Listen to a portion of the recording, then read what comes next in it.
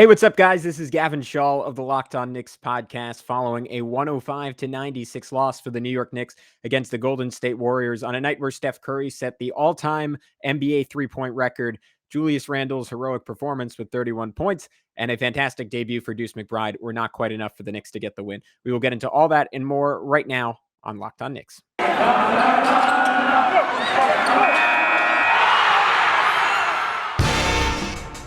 You are Locked On Knicks, your daily New York Knicks podcast, part of the Locked On Podcast Network, your team every day.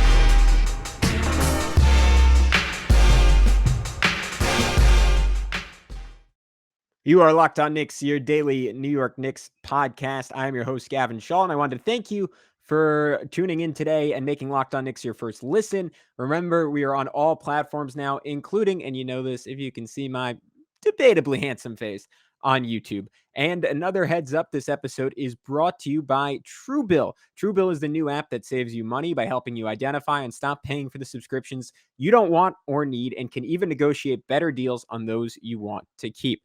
All right, guys, let's get into it. Once again, I am Gavin Schall. You know that if you're watching on YouTube, we have a little graphic that tells you. But either way, I'm a play-by-play broadcaster, and I would normally be joined by Alex Wolf, editor-in-chief of the Strickland, but it is his wedding anniversary, so everyone send well wishes Alex's way.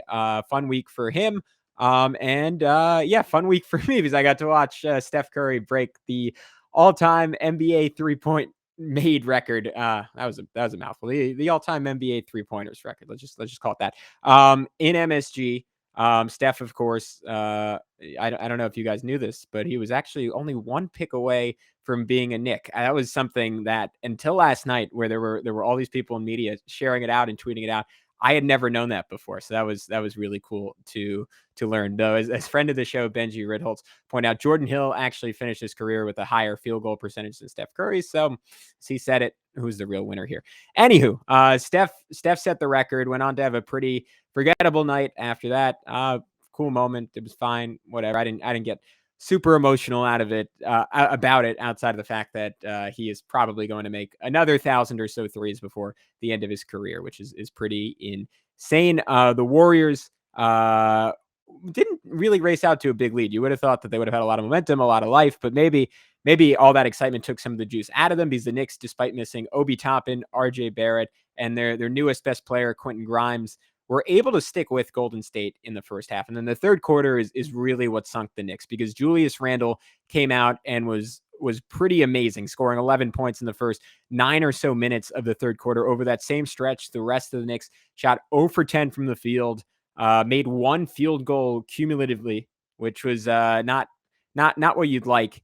And it felt like a team that was lacking for bodies to some extent. Alec Burks was particularly bad on both ends of the floor, and played 39 minutes despite that. And it makes sense because the dude just had a baby on Sunday, but the Knicks absolutely needed him. Tibbs probably gave him the call and said, "Hey man, it's do or die. Our season's sort of on the line. We've lost 6 or 7 games. We need you to come and play." And Burks fought valiantly, did his best, was chasing Steph Curry around all night, was trying to make something happen on offense, but after probably not sleeping for 2 days and again having to run around after Steph, just didn't really have any legs and could not hit a shot to save his life. Derrick Rose scored 10 points in the first quarter, was spectacular early on, then just seemed like he ran out of energy, and I feel like this is a situation where a lot has been put on him the last couple of games, more so than you'd want, right? Like, Rose is, at this point in his career, certainly best, I think, playing about 23 to 27 minutes a night. And then for those really big games, you pull out, you let him like kind of take the reins off, for lack of a better term, and you let him go hard. You let him play a full night. But the Knicks have done that repeatedly with a bunch of guys out and sort of hitting desperation mode at the point guard spot. Rose actually got the start in this game, and I think we're seeing the inevitable results of that, where a guy who is arguably the Knicks' best player just cannot do it over big minutes. But let's circle to the headliner. Julius Randle, who had his best offensive game, at least in a very long time, 31 points, 7 boards, 3 assists, 2 steals, did have 4 turnovers, did have 5 fouls, had some of his usual issues defensively, particularly in transition defense, not getting all the way back. But as we'll get into the next segment, those were sort of team wide, and I would argue more than made up for it on the offensive end, and gave the Knicks, I mean, some of his points came in what was functionally garbage time where the Knicks like couldn't get it much closer than 8 or 9 down the stretch of the fourth quarter.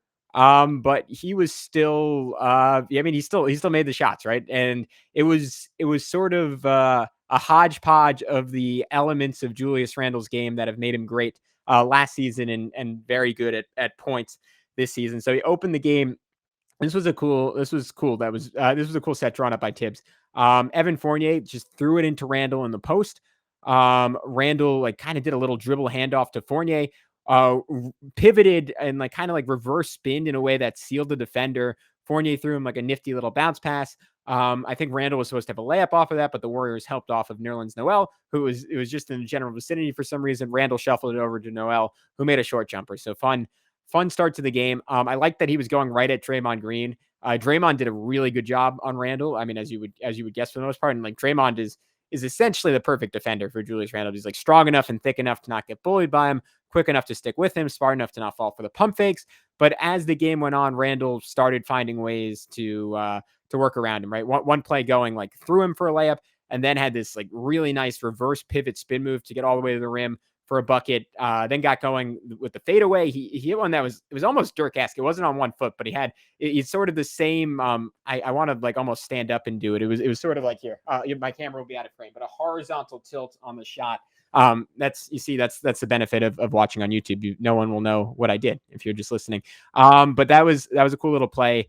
Hit a three off of like a nice pass from Derrick Rose. And that was his final points of the third quarter. Had a nasty like little like double pump banker, and then kicked off the Knicks sequence of the game, drove to the rim, spun into what was basically a triple team, kick out to Kevin Knox, who made the extra pass to Immanuel Quickley, who drove it and then kicked it to Burks for one of the 2 threes that he made all game. Randle finished off his night with a little step back over Steph Curry. Just a nice shot. I mean, look, obviously, ideally you would get this Julius Randle every single night.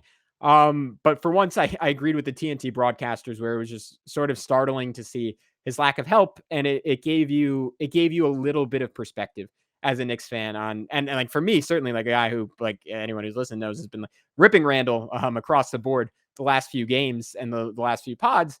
Like this dude just desperately needs some help. And at a certain point, I can feel a little bit of sympathy for like when he has these defensive breakdowns, because it has to be so frustrating offensively. And I've said this a lot. I think he's really made, as much as I've criticized his defense, I think he's really made an effort over and over and over again to make the right play offensively. And sometimes that leads to him overthinking and hesitating and not being as aggressive as you want it to be. Sometimes that leads to him being too aggressive, but it's clear his intentions are good. He's trying to make the right decision. And for the most part, he does. And a lot of times, just because of where the Knicks are at right now, it doesn't always pay off. These guys aren't making shots. But I thought this was about all you could hope for from Julius Randle. A fantastic effort on a tough night for the New York Knicks. I want to circle around and talk about the team defense a little bit, because I thought there were pretty significant issues on that end of the floor, as there have been recently quite a bit. And then we will get to the other players, including Deuce McBride, who got his first significant playing time of the season and looked pretty darn good doing it. But first, before we do any of that, I have to tell you about one of our newest, one of our best sponsors, one of the ones I'm most excited about to be part of the Locked On Podcast Network, in Stance. So Stance was founded in 2009. Stance Apparel represents a radical re-envision of socks, underwear, and active apparel with a sharp focus on comfort, quality, and creativity. Stance brings an atypical aesthetic along with some of pop culture's hottest collaborators for the ultimate in style and self-expression, because everything you wear should be a direct extension of who you are and how you feel.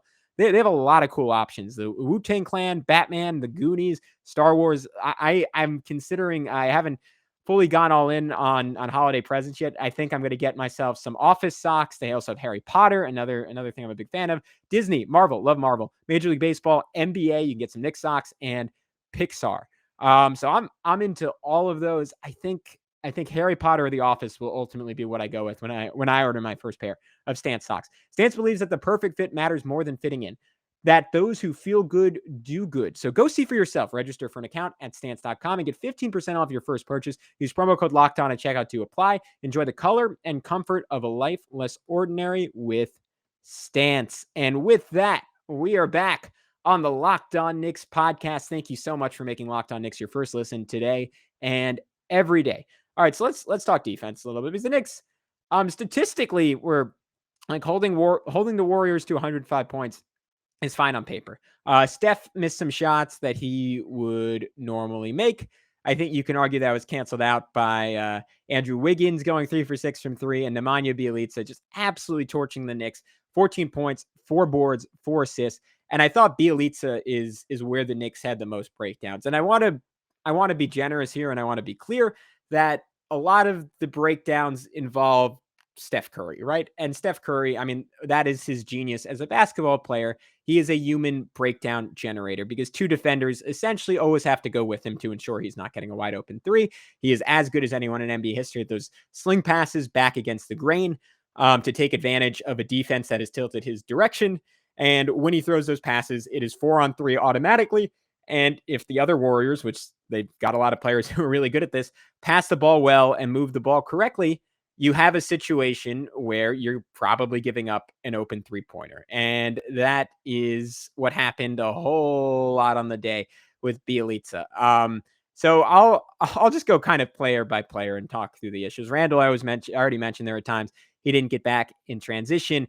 Derrick Rose, I didn't notice anything in particular. Evan Fournier had issues with Andrew Wiggins on the interior. And then just like general like laziness with Evan Fournier, right? Like this was in the KFS newsletter. I thought it was a great play to pull out. He had one where he did a great job showing on his guy and was sort of in a 2-on-1 situation that scrambled over the corner to cover the 3. Ball bounced off the side of the rim, and he just kind of walks to get the rebound, resulted in a Warriors offensive rebound, kick out, Steph 3-ball. And that is how the Warriors kill you, right? And that's every player in the league knows it. That's how the Warriors have killed teams for 9 years now or so, 8-9 years. It's those broken plays, and you just have to be sharp against them defensively, right? Because there's going to be plays where Steph does 2 or 3 crossovers in a row, hits a step back, and there's nothing you can do about that, right? There's not really a solution there. But on the plays where you force a miss and the ball is within your grasp, you have to find a way to get it, because in those scramble situations, Curry is again as good or better than anyone in NBA history of finding some room and hitting an open 3 off of them. And those are the shots that kill you. Those are the ways you ultimately lose a game. You lose a game by 9 points. That's a third of the final margin right there. So big issue for Evan Fournier, who I guess we can maybe talk about a little bit more later, but was by and large a corpse out there tonight again, and probably should have ceded some time to either Deuce McBride or Kevin Knox, both of whom didn't play a lot. Immanuel Quickley, someone who I rarely critique defensively, right? And I always feel weird talking about defense because except for the times where like I'm lucky enough to have a chance to rewatch the game before recording the podcast, you don't get to see everything defensively watching live, right? Like as much as you can, you pause, you rewind, you go back, you try and catch the nuances of it. But it's really difficult unless you're a far greater basketball mind than myself, which there are many out there. Some of whom have podcasts if you want to check them out. It's very, very hard to see who is actually at fault, because you'll see something live and you'll be like, oh, okay, Nerlens should have gotten out on that screen. And you'll rewatch it and be like, no, he had 2 players to cover there, right? Like that was actually Evan Fournier should have rotated over from the opposite side. So I don't like to pick apart individual defense. And I'm probably more prone in general to catching someone like Fournier's mistakes, which are obvious, and someone like Quickley's mistakes, which are usually like a little bit more subtle. But he had a number of them in this one, like a play where he just inexplicably helped on a Draymond Green drive, where I can't remember if it was Julius Randle or someone else covering Draymond, but he, like, whoever got it was on him. And not that Draymond is fantastic attacking open space, but as a one-on-one driver, he's not particularly dynamic. He's certainly not someone you have to help on if the defender is not beat. Instead, quickly shuffled all the way over to him. Draymond made the easy pass out to the perimeter, wide open 3. And then had another one on Bjelica where he just missed the rotation, right? And it was a play where he had to anticipate that a double team was going to the corner, and he just had to get out to the left. I think it was the left wing, and just did not do it in time. And that's so often the issue with the Knicks this year, right? It's 3 or 4 guys do their job, and one guy breaks the chain. And the issue with correcting that for Tibbs is it feels like it's always someone different who doesn't make the final rotation. If it was like, I mean, like we've crapped on Evan Fournier all year, we've crapped on Randle all year. If it was those guys every time, it would be, and it's those guys a lot of the times, but if it was those guys every single time, it would be pretty obvious what you had to do if you were Tom Thibodeau, and just say, all right, we gotta bench them until that gets cleaned up. Like regardless of even if it's Julius Randle, the issue is it's like it's a different person, and you cannot bench the entire team as much as I'm sure Tibbs would want to at different points. So that, I think, to me, that is very frustrating. Mitchell Robinson didn't play a whole lot tonight, and it might have been because he made this play. Just gave up a wide open three to Nemanja Bjelica because he, like, kind of inexplicably went way under on a screen. I guess he was expecting a switch, and again, here's the hard part to judge it. Maybe Tibbs told Mitch that he was supposed to switch in that situation, but I don't think he would, given that Bjelica doesn't really have like the foot speed to like consistently like kill you off the dribble, and someone like Mitch should be able to recover on him. So I assume Tibbs would have told him to just jump out on that screen, and instead Mitch went way under, didn't really show any fight, and Bjelica, I mean, it's a sight that we've gotten pretty used to, right? Eastern European centers bombing threes in Mitch's face as he fails to move quickly enough to get out on them. I thought a mixed bag for Deuce McBride on the defensive end of the floor, right? Had some moments where he played like really, really good one-on-one defense, nearly forced a shot clock violation on Jordan Poole. Got a couple of really nice rebounds, like showed really good fight on loose ball. But also made like a couple of rookie mistakes. He got caught up on an Andre Iguodala screen. That play I thought was more so on Alec Burks, who probably should have switched it because it led to a layup for Deuce's man, Damian Lee. But again, that's the type of play that might have been on Deuce.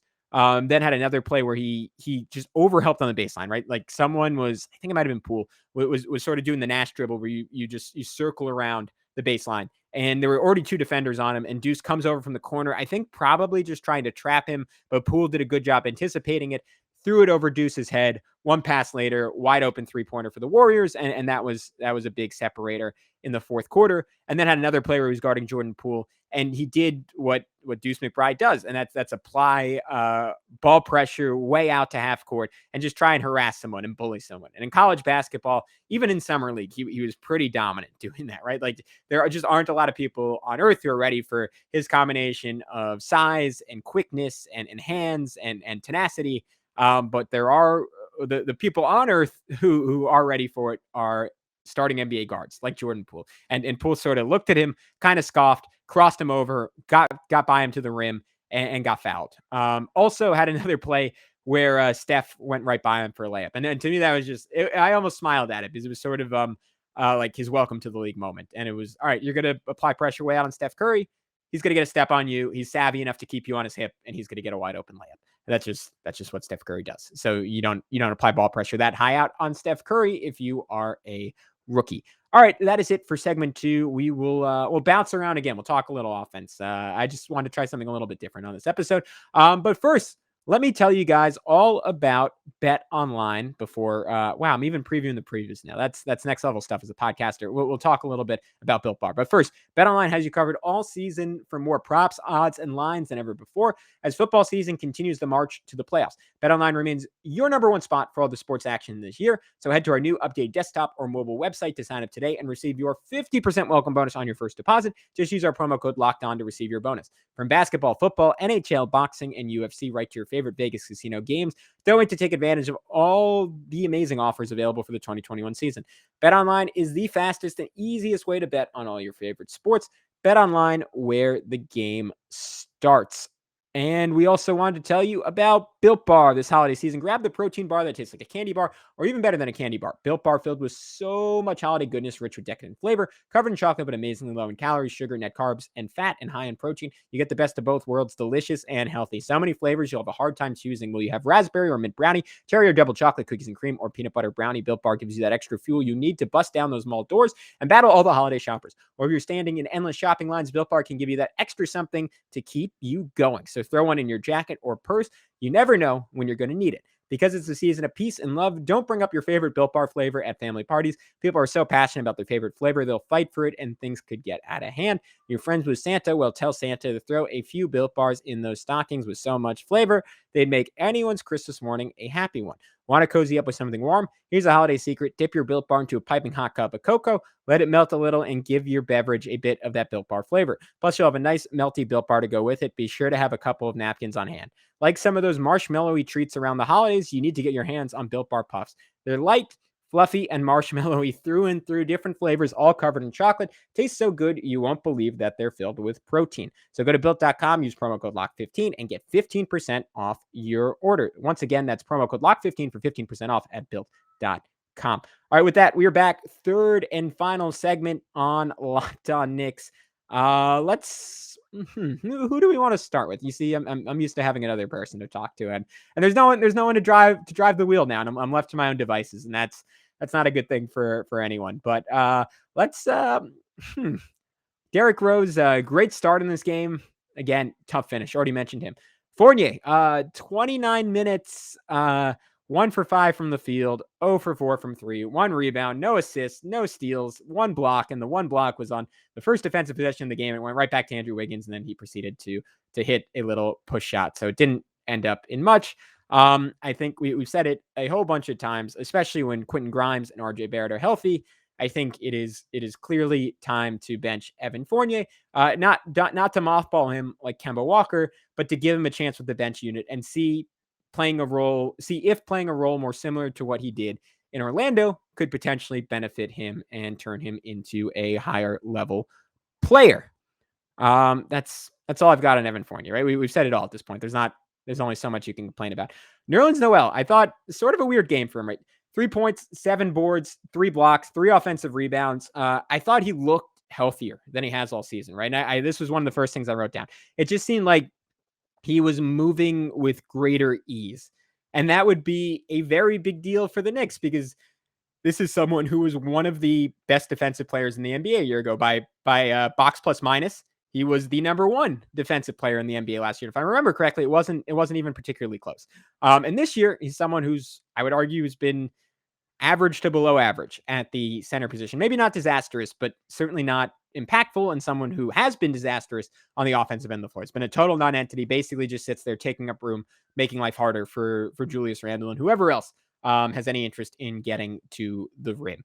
But I thought, again, a lot more active, but also, and again, did a great job offensive rebounding, but he made some like pretty crucial mistakes defensively in this one, right? Had a play where I don't know if this was on him. He switched on to Jordan Poole in transition. That might have been just a situation where there was no one else in the vicinity to cover. And he ended up allowing Kevon Looney to run straight to the rim for a dunk. That might have been on another Knick. Maybe that was a scramble situation. So I don't know if that was on him.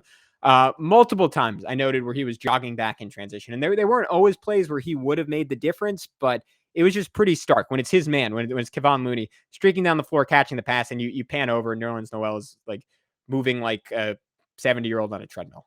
So that was unfortunate. That happened multiple times.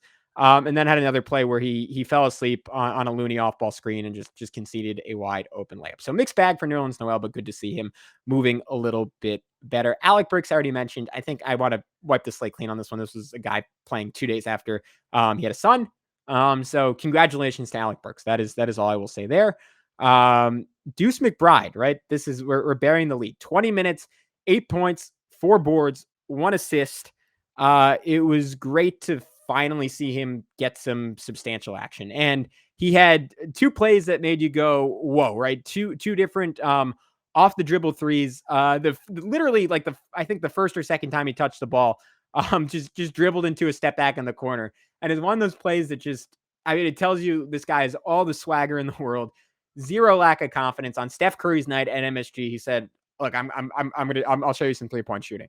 So that was great. 2 different times where he got a rebound, pushed the ball, and set up Kevin Knox. The first one, fantastic box out, drove just straight up the middle of the court, threaded the needle on a pass to Knox, who proceeded to miss the dunk, but a great play.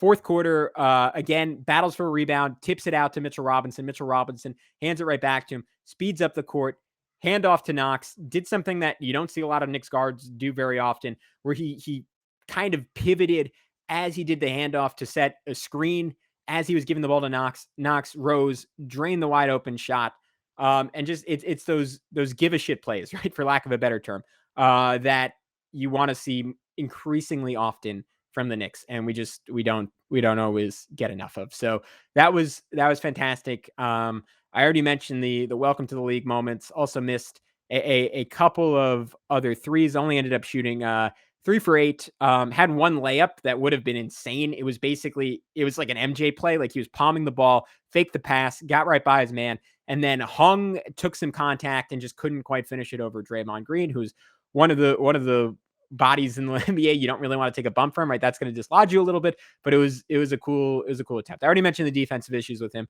but really, really exciting start from Deuce McBride. And again, as I've been arguing the last few weeks, in the interest of making the Knicks more fun, in the interest of making the Knicks more interesting, I would love to see Deuce McBride in the rotation if you can swing it. Kevin Knox, another solid game for him. I wish he'd played more than 20 minutes. 9 points and 7 boards in 20 minutes, 2 for 4 from the field, 2 for 3 from 3, 3 for 4 from the foul line. Again, would have gotten into double digits if he hadn't missed that dunk in transition. I can't say I completely paid attention to his defense, so there might have been some massive issues there that I was missing, but overall, good level of activity. The shot continues to look good. There was a report from that we didn't mention the pod from Shams Charania of The Athletic that teams have inquired about Knox and just are not really sure what the Knicks' gauge of him is. I mean, the Knicks have seemingly made it pretty clear that he is an afterthought, but if he continues to play well, again, I mean, Evan Fournier isn't really doing anything. I would continue to give him a chance. See what you have in Kevin Knox before you trade him. And if nothing else, you're building up his value for that potential trade. And maybe you get a little something other than a second round pick, or you get a higher second round pick for Kevin Knox if he continues to do well. All right, that is everyone. So, Immanuel Quickley. I almost forgot. Another mixed bag for Immanuel Quickley. Shot horribly. 3 for 12, 2 for 9, 12 points, 3 assists, 5 fouls, 2 turnovers. 2 of those threes, I know I'm an Immanuel Quickley apologist. I got called out for it on Twitter. 2 of those threes were at the end of a shot clock. So if you want to look at it like 3 for 10, 2 for 7, still not great for Immanuel Quickley, right?